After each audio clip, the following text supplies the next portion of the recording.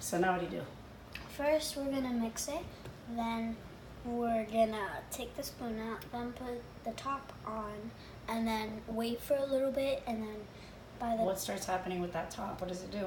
the top starts like going And do you go close to it or far from it? far from it, because sometimes stuff goes out of it and it flames. It could blow up and it could burn your face. That happened to Tia.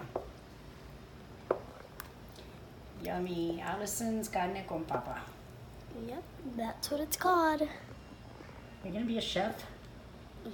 Or are you just gonna be a good cooker? Or both? But when I grow up, I think I am going to be like a doctor Okay. who takes out babies, because I love babies. That's an obstetrician. Yes, an obstetrician.